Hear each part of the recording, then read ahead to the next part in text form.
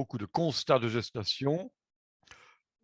J'ai compris, oui, voilà. Donc je disais que, vous vous amenez effectivement à faire souvent des constats de gestation. C'est ce que vous espérez, c'est normal. Et le plus embêtant effectivement, c'est quand ce constat, devient, négatif. Et donc, comment effectivement réagir à ce type de situation? Au passage, je vous renseigne une fois encore les liens de ces 2 pages Facebook, l'une Thériault-Généalogie et l'autre Rumexpert. Bon, disons que de temps en temps, une fois par semaine, ce sont 2 moyens, à mon avis, relativement intéressants d'assurer, sa formation continue puisque ces 2 pages sont là pour ça notamment. Et donc allons-y pour cette situation de diagnostic, de constat de non-gestation. Heu, ah ben tiens, c'est marrant, je ne sais pas, ah voilà, oui. Alors de quoi allons-nous parler? Il y a 4 aspects que je voudrais envisager avec vous. Quelles sont les manifestations de cette absence de gestation? Un deuxième point, comment peut-on effectivement faire les constats? Quelles sont les méthodes possibles pour faire ce constat d'absence de gestation? Quelles sont les prévalences? Est-ce que c'est fréquent ou pas? On est parfois surpris effectivement d'une certaine réalité de terrain. Et je voudrais l'illustrer, une attitude possible, au travers d'une stratégie hormonale envisageable. Alors, allons-y pour les définitions. Il n'est jamais inutile, effectivement, de rappeler un peu les périodes, et notamment les périodes embryonnaires et les périodes fœtales. Donc, les périodes embryonnaires se subdivisent en 2 périodes embryonnaires précoces et embryonnaires tardives. Et en fait, on peut aller même encore un peu plus loin dans ces pertes de gestation, puisque pour avoir une gestation, vous le savez, il faut bien sûr qu'il y ait fécondation. Et donc, il y a déjà un premier problème qui peut se poser à nous, c'est qu'il n'y a pas eu effectivement de fécondation. Entre le jour 1 et le jour 7, première semaine de gestation, en cas de fécondation, on peut observer une interruption de cette gestation et c'est ce qu'on va appeler de la mortalité embryonnaire très précoce. Par la suite, au cours des 3 semaines suivantes, on parlera de mortalité embryonnaire précoce, puis de mortalité embryonnaire tardive, entre le jour 28 plus ou moins le jour 45. Et enfin, au-delà, on va parler de la période fœtale et donc d'avortement, si la gestation s'interrompt entre le jour 45 et 260. Et on va parler d'accouchement prématuré, si effectivement cette gestation s'interrompt, ou tout au moins l'animal accouche après, entre le 260e et le terme normal, habituel de la gestation. Donc voilà un peu pour les définitions. On sait de quoi on parle, on sait dans quel contexte on se trouve.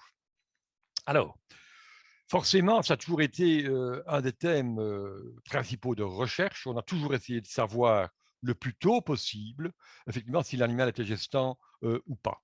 Alors, il y a toute une série de méthodes. Les unes ont une connotation pratique évidente, d'autres, effectivement, beaucoup moins. Mais ce qui est important, effectivement, je le dis d'emblée, vous devez absolument chercher à savoir si, le plus tôt possible, si l'animal est gestant ou pas.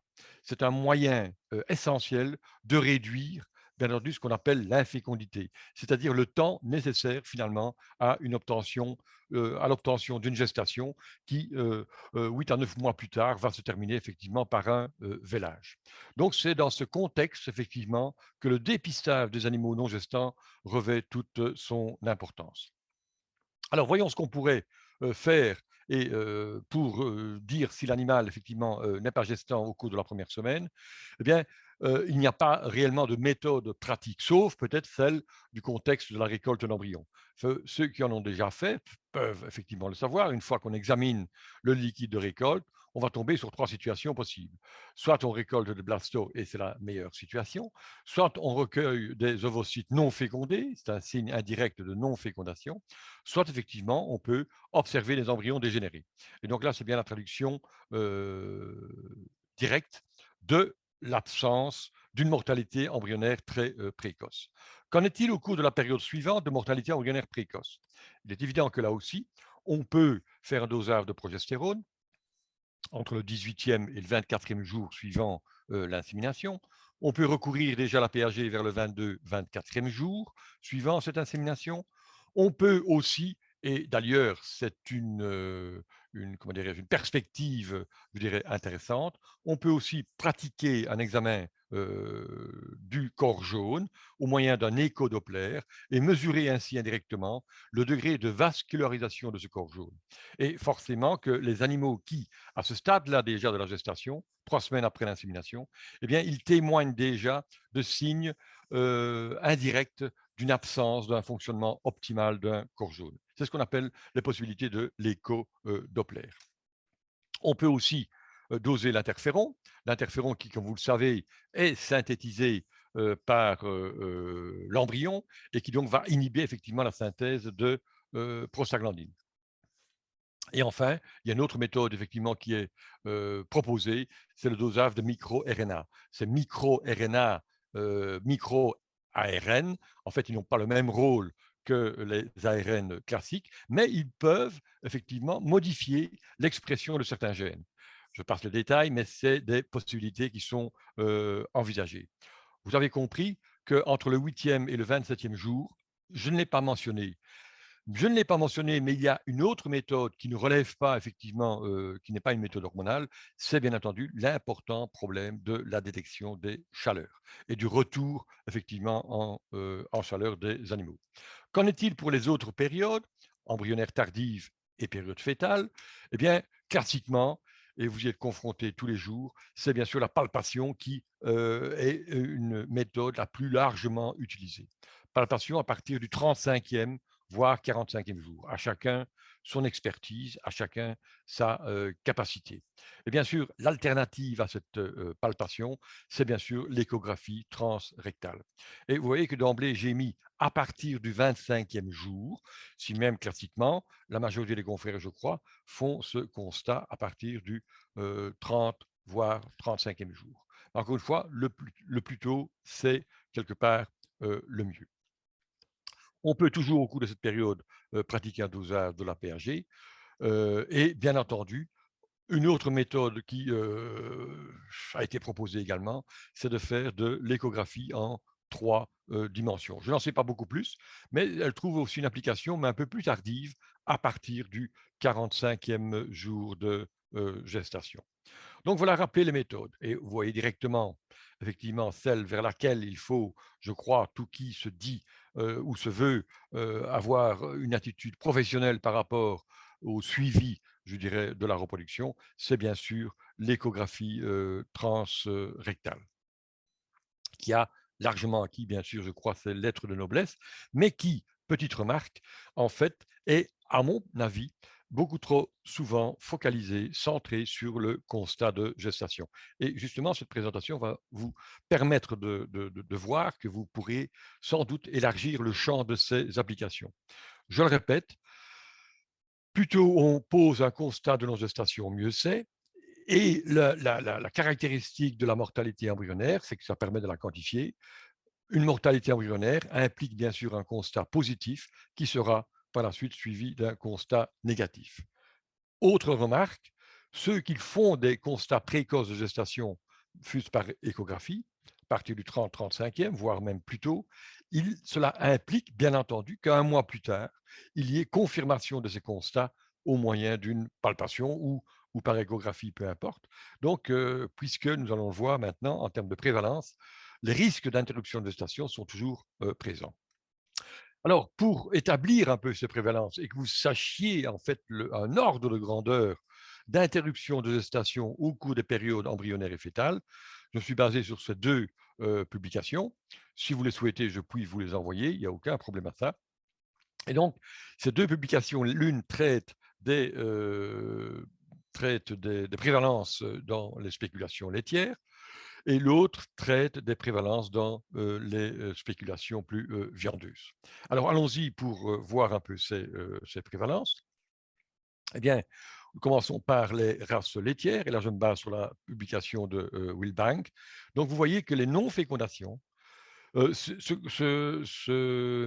s'établissent entre 15 et 30 de non-fécondation pour les races laitières au cours de cette période, donc de la période de fécondation. Et au cours de la première semaine, mortalité embryonnaire très précoce, eh bien, suivant les publications, elle s'étale entre 31 et 49 de mortalité embryonnaire très précoce.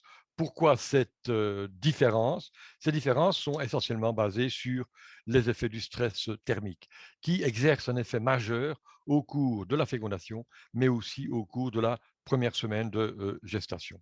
Donc, vous voyez, ce sont des pourcentages relativement élevés. Qu'en est-il de la mortalité embryonnaire précoce? Eh bien, on estime qu'entre le 19e et le 27e jour, à peu près une vache ou une génisse sur 5 de race laitière ne poursuit pas sa gestation. La mortalité embryonnaire tardive est souvent estimée entre 10 et 12% et les avortements inférieurs à 2%. Voilà des benchmarking, comme on les appelle, pour les races laitières. En ce qui concerne les races à viande, et là on considère les espèces Bos taurus et Bos indicus, vous voyez que plus ou moins 23% au cours des 4 premiers jours, 50% jusqu'à à peu près le 25e, 28e jour, donc 50%, un animal sur deux voit sa gestation s'interrompre effectivement au cours de cette période. D'autres publications font état de manière plus spécifique au cours de la première semaine d'une interruption de gestation de plus ou moins 30%, 4% entre le jour 7 et le jour 16, 15% entre le jour 16 et le jour 32, voilà de manière plus spécifique en fonction de la période embryonnaire considérée. D'une manière globale également, après la fécondation jusque le jour 27-28, on peut estimer qu'en général, 44% de gestation s'interrompent. Il y a des différences parce qu'il y a des études plus spécifiques qui ont été faites. Cette interruption de gestation est plus fréquente chez les primipares qu'elle ne l'est chez les multipares. Elle dépend également, cette interruption de gestation, du type de reproduction utilisé. Ici, en cas d'insémination lors de l'œstrus détecté, 32%.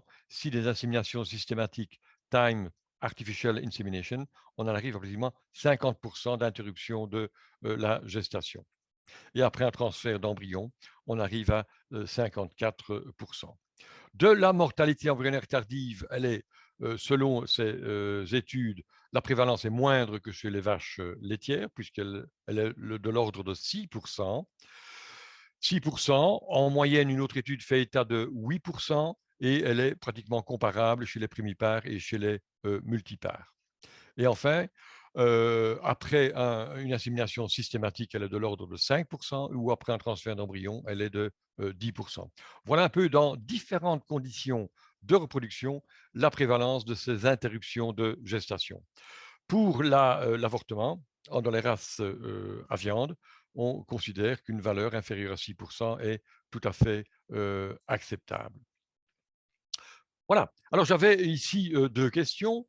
Je vais mobiliser vos cerveaux et je vous invite peut-être à y répondre via le chat. La question est simple. Quand posez-vous vos constats de gestation le plus souvent? Voilà, n'hésitez pas donc à utiliser le chat et pour manifester vos réponses. 45 jours, une première réponse. Oui, 30, je vois ici, 45, oui. Allez, on y va. Il y en a peut-être qui n'en font pas, mais alors, bon, ils vont s'y mettre. Mais ils auront compris 45. Oui, très bien. Quelques autres réponses, peut-être?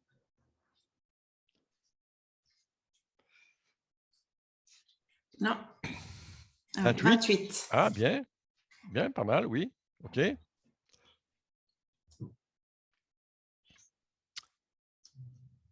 Bon. Il n'y a pas de Floriane? bonnes ni de mauvaises réponses, hein. Donc, vous voyez déjà que la fourchette sur quelques réponses ainsi récupérées, 28 à 45.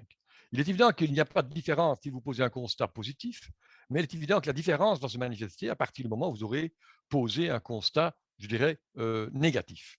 Ça, c'était la première question. Intéressante. 28 à 45 jours. Achour. Achour, ce n'est pas ta réponse. C'est ton prénom, Achour, je te le rappelle. Alors, bien. Alors, poursuivons. Donc, vous voyez qu'il y a déjà une certaine, je dirais, disparité. Elle reflète parfaitement, bien sûr, ce qu'on voit sur le terrain. Donc, voici le délai pour établir ces constats de gestation. Alors, le problème, c'est en fait l'attitude que vous tenez maintenant. quand vous avez un constat de gestation négatif, en fait, que faites-vous? Habituellement, quelle est votre première, je dirais, réaction qui peut ne pas être une réaction, je dirais, thérapeutique? Voilà, branchez-vous maintenant à nouveau sur le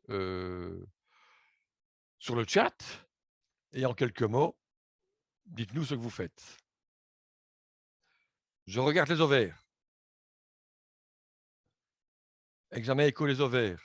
Utérus vaginoscope. Examen des ovaires. Oui. Puis examen des ovaires, puis écho de l'utérus. Oui. Examen des ovaires. OK. Pas mal du tout comme réaction. Donc là, vous voyez, vous avez devant vous quelqu'un qui est relativement, satisfait, mais tout le monde ne le fait pas. Et peut-être que là, vous avez bien compris effectivement l'intérêt, qu'il y a, à utiliser un échographe parce que ça permet effectivement, d'aller, plus loin. Très bien, merci. Et donc, ici,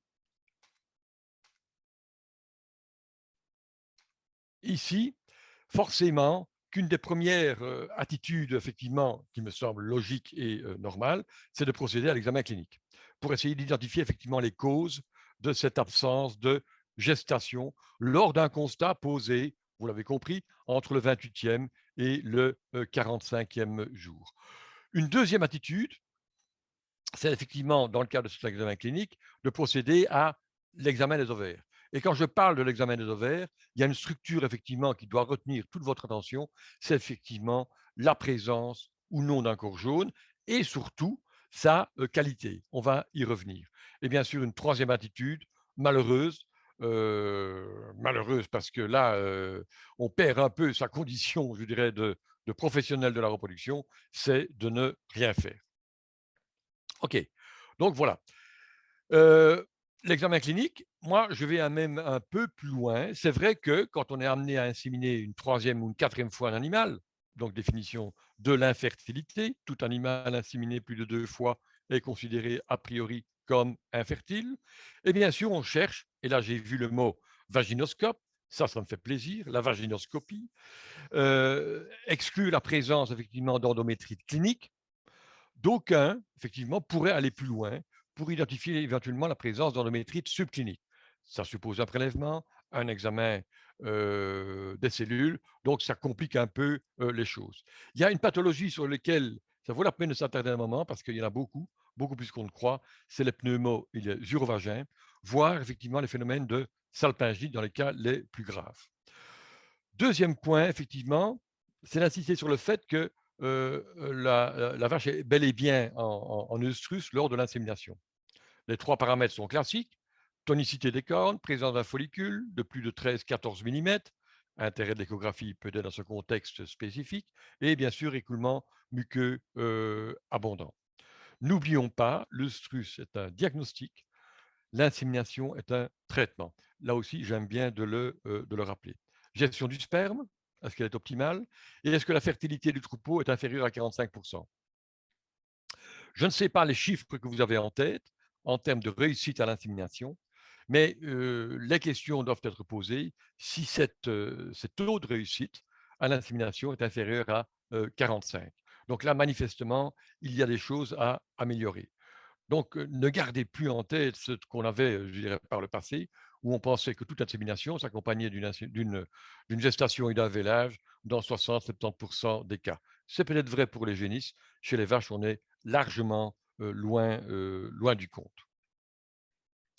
Donc voilà. Alors, le choix d'une stratégie hormonale, eh bien, il y a une structure effectivement essentielle sur laquelle il faut s'attarder. Il faut chercher à l'identifier. Au-delà d'un constat négatif de gestation, c'est bien sûr le fameux corps jaune. Alors, la palpation est un moyen, la palpation manuelle. Deuxième moyen, c'est d'évaluer l'écogénicité du corps jaune. C'est sûr que son écogénicité va varier en fonction de son degré, sa phase de développement, sa phase de maintien ou sa phase de régression. Et un troisième, effectivement, moyen, c'est la mesure du diamètre. La mesure du diamètre, l'échographie l'autorise. Et un quatrième moyen, c'est de faire éventuellement un dosage de progestérone. Bon, je crois que le dosage de progestérone a eu son heure de gloire, comparaison faite à l'aspect beaucoup plus pratique effectivement de l'échographe, même si effectivement l'investissement est peut-être différent. Mais sur le plan pratique, c'est nettement supérieur. Alors la palpation, c'est une méthode de constat de corps jaune ou d'absence de corps jaune qui est beaucoup moins exacte que l'échographie. L'échogénicité de ce corps jaune est une méthode relativement subjective. Est-ce que c'est réellement plus ou moins échogène? Ça va dépendre de l'expérience effectivement du clinicien. Ça va dépendre aussi de la qualité effectivement de la sonde. Peut-être dans ces cas-là, une sonde de 7,5 sera meilleure qu'une sonde de 5. Mais quelque part, c'est peut-être plus rapide que l'autre méthode qui consiste effectivement à mesurer le diamètre de ce corps jaune. Et le dosage de progestérone est peut-être une méthode plus exacte. Si on veut effectivement s'assurer de la qualité physiologique, dirais-je, du corps jaune, il est évident que le dosage de la progestérone est une méthode nettement plus exacte que la palpation ou que l'échographie. Mais forcément, du côté de la praticabilité de cette méthode, c'est peut-être pas terrible. Alors allons-y. Donc, je vais vous proposer maintenant un schéma thérapeutique hormonal qui va, vous en connaissez, mais il n'est pas inutile de rappeler peut-être les 3 hormones auxquelles cette stratégie thérapeutique va faire appel. La première, c'est la GnRH. Bon, la GnRH, tiens, induction a pour effet d'induire une luteinisation et l'ovulation d'un follicule dominant, si tant est qu'il est présent, et bien sûr l'émergence d'une nouvelle vague de croissance folliculaire. J'ai consacré, pour ceux qui ne le savent pas encore, une série et qui s'intéresse à tous les protocoles de synchronisation, dont le protocole OFF-SYNC. Vous allez sur YouTube, vous tapez Christian Hansen et vous avez accès à une série de vidéos qui expliquent, je crois, relativement bien le contexte d'utilisation, les effets, la justification des hormones impliquées dans ces protocoles. Voilà pour la GnRH. Une deuxième hormone, c'est la prostaglandine, qui a un effet lutéolytique. Lutéolytique pour autant que le corps jaune y soit réceptif.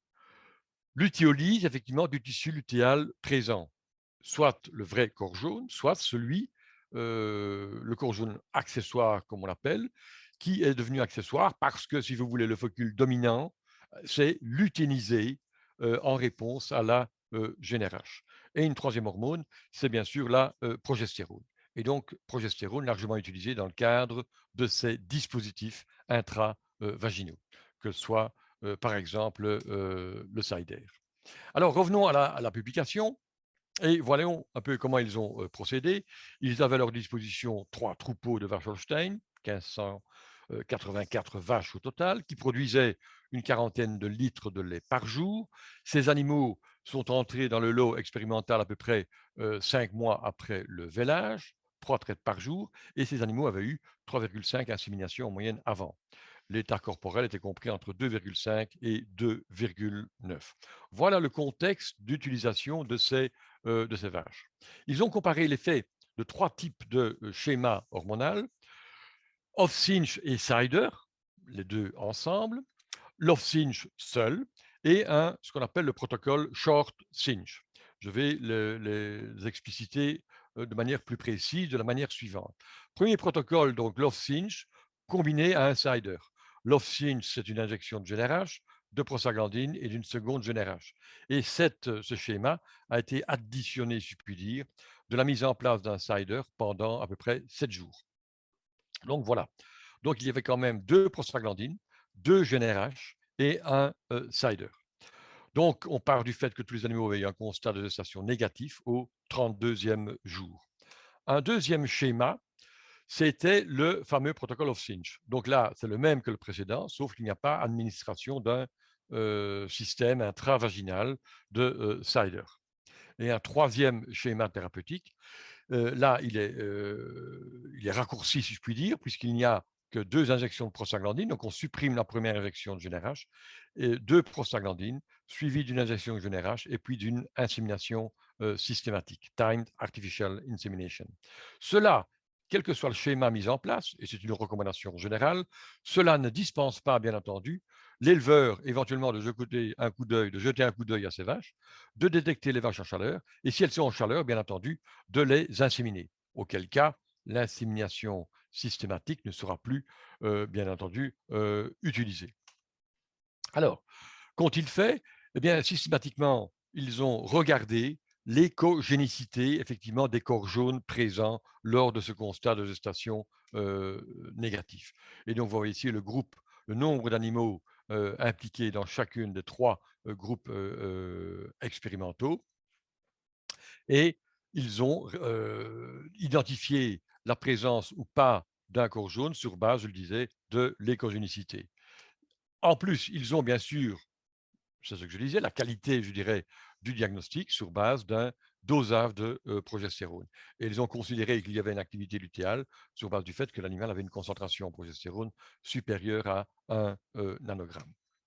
Alors, quand on voit effectivement maintenant, comparaison faite entre le diagnostic échographique et le statut réel physiologique, eh bien, on voit qu'ici, 164 animaux qui, en fait, au point de départ, ils étaient 267, en 267 qui n'avaient théoriquement pas de corps jaune, en fait, il s'est avéré que 103 d'entre eux en avaient. Dans le second groupe, ici, ils étaient, en fait, tous les animaux 641 étaient censés avoir un corps jaune sur base de l'écogénicité.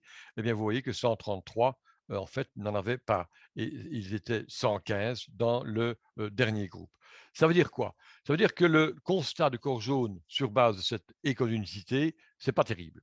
C'est pas terrible, c'est-à-dire que c'est une méthode relativement sensible, puisque le diagnostic, les corps jaunes avaient quand même été identifiés dans 92% des cas, mais c'est très peu, effectivement, très peu spécifique. Donc, dire qu'il n'y a pas de corps jaune sur base de ce critère-là, ce n'est pas sur base de cette méthode propédeutique, ce n'est pas une bonne façon, je dirais, de faire.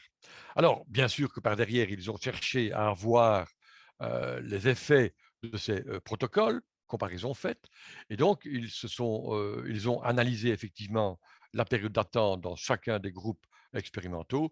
Et donc, vous voyez, et tout à fait normalement, ces périodes d'attente, c'est-à-dire entre le moment du constat de gestation négatif de gestation et l'insémination, eh bien, forcément, puisque les protocoles sont différents, le protocole Short-Cinch réduit d'une semaine le délai de la réinsémination. Donc, on gagne un peu de temps. On gagne un peu de temps, et le mais vient effectivement de l'analyse des pourcentages de gestation. Ils ont analysé les pourcentages de gestation au 32e jour et puis 1 mois plus tard, vers le 65e jour.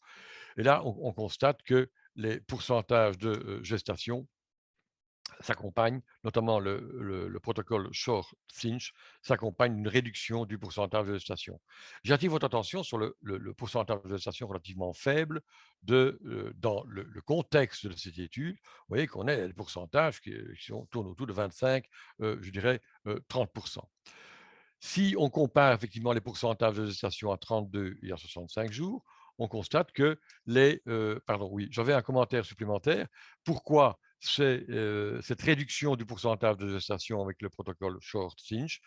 C'est-à-dire qu'en fait, le critère écogénicité n'est pas un critère, je dirais, suffisant. Et donc, forcément, on a balancé des prostaglandines alors qu'il n'y avait effectivement pas de corps jaune. Donc, tout le processus effectivement de synchronisation a été un peu diminué. Alors, qu'en est-il de la mortalité embryonnaire? Elles sont un peu, voilà, elles sont de l'ordre de grandeur de celles que j'avais avancées, comprises entre 5 et, je dirais, 10% de mortalité embryonnaire entre ces deux périodes, 32 et 65 jours. Donc, on est en dessous de la moyenne, effectivement, de 10%. Alors, la présence effectivement de ce corps jaune a-t-elle effectivement un effet? Donc, comme je le disais, en cas de corps jaune, on a des pourcentages de gestation compris entre 26 et 27 et 30%. Voilà, OK. Mais en l'absence effectivement de corps jaune, les, euh, les pourcentages de gestation chutent considérablement. Ici, ils sont de valeur égale, enfin comparativement égale, mais nettement supérieure à cela, parce que rappelez-vous, dans le protocole Off-Cinch et Cider, si vous voulez, le Cider, le corps jaune artificiel mis en place, compense, si vous voulez, l'absence de corps jaune naturel. De même que dans les protocoles de type off-Sinj, sans doute que la première éjection de GNRH a contribué à lutiniser le follicule dominant présent. Et donc, l'effet de la prostaglandine par derrière a pu malgré tout être maintenu. Ce qui n'est pas le cas, effectivement, dans le cas d'un double protocole à base de prostaglandine. S'il n'y a pas de corps jaune, forcément, les effets ne peuvent pas s'observer. Donc voilà pour ce qu'il avait à dire. Alors, l'effet d'une insémination, ils ont comparé aussi, comme je le disais, certaines vaches ont été inséminées après le début du traitement, si elles étaient vues en chaleur.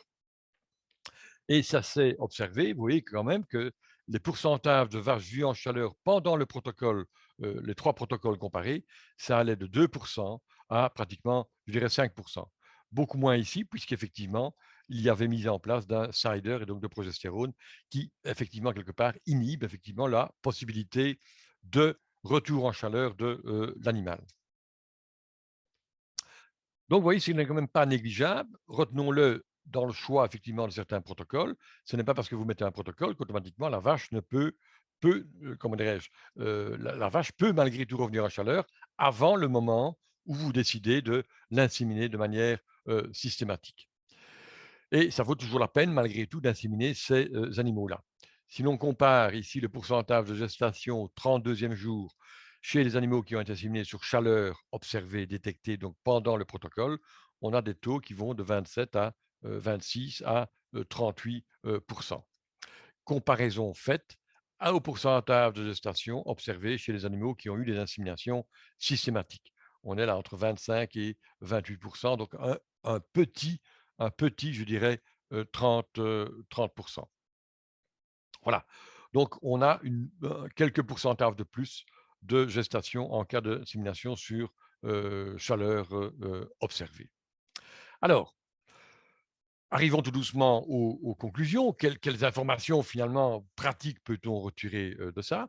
Première chose, et votre attention a été attirée par ça, c'est la faible fertilité des troupeaux concernés.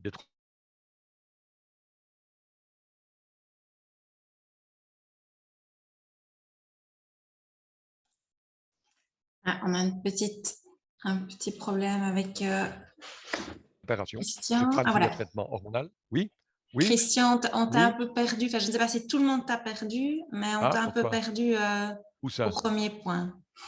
Au premier point. Ici, à faible fertilité des troupeaux Ah concernés. bon, Voilà. oui. Donc je recommence. Je recule un peu. C'est peut-être moi, hein. Voilà, je ne sais pas. Voilà. Ça va? Oui. Voilà, ok, je repars. Donc je le disais, on peut en arriver maintenant à quelques observations et recommandations. Première chose, des chiffres que je vous ai présentés, vous avez constaté que la fertilité de ces troupeaux-là, ce n'était pas terrible. Mais je ne suis pas persuadé qu'elle soit nettement moindre que celle auxquelles on est parfois confronté. Le problème, c'est que encore une fois, bon, ben, diagnostic d'impression de l'éleveur et quantification sont 2 choses effectivement différentes. Donc faible fertilité. Le choix d'un protocole, vous l'aurez compris, dépend de la qualité du constat de corps jaune. Qu'a-t-on réellement à faire effectivement comme corps jaune? La mesure du diamètre, ok, devrait être associée à l'écogenicité, voire lui être préférée. Donc, ne passez pas votre temps à essayer de comparer écogenicité, bonne, pas bonne, etc. Non, peut-être le plus simple, c'est de mesurer effectivement ce corps jaune, son diamètre. Vous aurez compris que ce n'est pas parce qu'on met un traitement hormonal qu'il faut se, comment dirais-je, débarrasser totalement, ça peut être le plus simple, forcément, de la détection effectivement des chaleurs. Alors, le protocole SS Short Cinch qui n'utilise pas de GNRH, bon, est-ce que ça vaut réellement la peine pour gagner une semaine? Car en effet, et c'est à ça sur quoi je voulais attirer votre attention, je sais si dans d'autres pays que les nôtres, France, Belgique, et je parle de l'Amérique du Nord notamment les États-Unis, mais également le Brésil, l'Argentine, des pays qui sont confrontés à des tailles de troupeaux nettement supérieures à celles que l'on peut avoir, eh bien, ces protocoles de synchronisation sont moins utilisés. Et on peut comprendre, puisqu'un protocole off-Cinch revient pratiquement à 28 €, off-Cinch Cider 48 et un short Cinch 2 prostaglandines, 1 GnRH, 21 €. C'est quand même effectivement un investissement pour avoir au final une vache ou une génisse sur 3 gestantes. Et donc, encore une fois, ça coûte, ça coûte que de faire de la reproduction. Et donc, au plus tôt on va faire ces constats de gestation, au mieux ce sera. Et surtout, si prenez de grâce l'habitude, effectivement, de mesurer le diamètre du corps jaune. Et donc, ne devrait avoir une prostaglandine que les vaches ou génisses qui ont un corps jaune de diamètre supérieur à 20 millimètres. Ce qui ne veut pas dire qu'il faut négliger absolument d'autres causes d'échec de gestation. Alors, pour être encore plus synthétique, retenez quand même quelques chiffres. Avant le jour 25, 35 à 50% des gestations s'interrompent. Entre 25 et 60, on est à 12 et voire 6%. Après 60, on est à 2 à 6%. Donc, constat de gestation, essayez de les poser entre 25 et 30 jours. C'est sûr que plus tôt vous allez les faire, moins vous risquez de tomber sur un corps jaune fonctionnel. Au 25e jour, si l'animal est revenu en chaleur au 21e jour, bon, on se trouve un peu dans la limite. Donc, tant qu'à faire, 28, c'est peut-être pas mal, quoi, tout compris. C'est une bonne tape. Vérifiez la présence d'un corps jaune et surtout son diamètre. Si vous avez un corps jaune de diamètre supérieur à 20 millimètres, injectez une prostaglandine et inséminez sur chaleur observée. Je parle d'individus ici. Je ne parle pas de politique de traitement systématique en série de vaches dans les grands troupeaux. Et si pas de corps jaune, un dispositif intravaginal d'administration de la progestérone et une prostaglandine au retrait, puis insémination sur chaleur observée. Bon, ben voilà.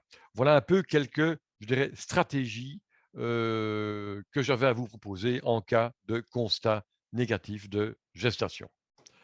Ben, merci de votre attention. Donc, on va passer bien sûr aux questions, mais prenez date pour la prochain rendez-vous de Midi Expert. C'est le 3 février. Attends, là, j'ai fait une erreur sans doute, Laurie. C'est Oui, toujours ah, 13 heures. C'est toujours 13 heures, hein? c'est 13 h, oui, Voilà, c'est oui. toujours 13 h. Puisque une petite majorité avait souhaité le faire à 13 heures, donc prochain rendez-vous le 3 février à 13 heures. Émilie Knapp nous parlera de comment est régulé le calcium autour du village. Et maintenant, place aux questions. Merci Christian. Eh bien ici, je n'ai pas de questions. Donc si quelqu'un a une question, vous pouvez ouvrir votre micro ou alors la mettre dans la discussion et voilà, on la lira ensemble. Donc, j'en avais quand même une que j'adresse à tout le monde. Parce que j'ai insisté un peu sur les pneumos et urovagins, on est chez la vache laitière. Et comme je le rappelle souvent, les contrôles d'involution utérine ont pour objet de dépister, donc de traiter précocement ces pneumos et urovagins qui sont beaucoup plus fréquents qu'on ne pense. Est-ce que ça vous semble être une hypothèse d'échec de gestation à laquelle il faudrait porter plus d'attention?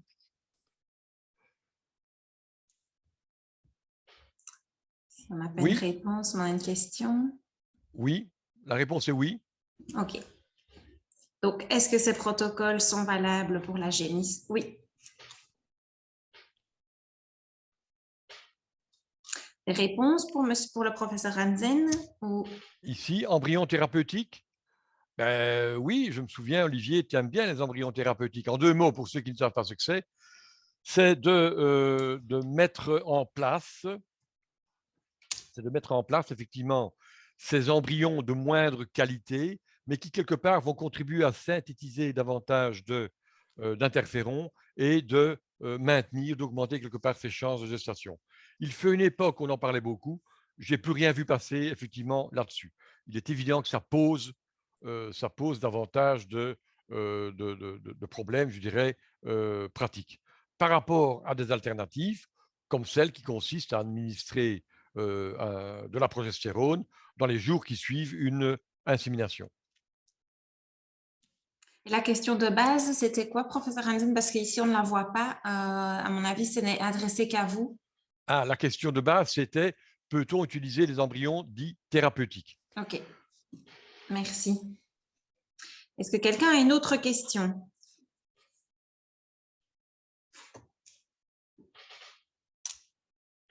Oui, alors Catherine, moi j'avais une question pour Catherine, parce que quand elle note examen vaginal, c'est risque d'endométrite. Ben, c'est évident. Je dirais que, mais j'aurais aimé savoir ce qu'elle entendait par risque d'endométrite. Sur base de quoi elle dit, tiens, il y a peut-être un risque d'endométrite. Catherine, tu m'as Regardez entendu? si elle est toujours là. Ah, je pense que Catherine n'est plus là. Non, elle n'est plus là. Est-ce que quelqu'un a une autre question? Sinon, on va clôturer ce midi de Rimexpert ici. Oui, ben voilà, je pense que un grand merci, professeur Ouais, Hansen. Oui, bien, pas de problème. Tout le plaisir était pour moi. un grand Ah, merci attends, à vous. ici, attends, je vois un nouveau message là. Attends, Oui, c'est merci beaucoup. ah, merci beaucoup. Ah ben, c'est Mais bien. merci à tous d'avoir été présents. Merci pour vos réponses aux questions du professeur Hansen. Un grand merci à vous pour la présentation. Et donc, on vous donne rendez-vous le 3 février avec le docteur Knapp pour comment réguler le calcium autour du village. Et donc, d'ici là, on vous souhaite de très belles semaines. Voilà. Merci à tous. Merci beaucoup. Au revoir et bonne journée.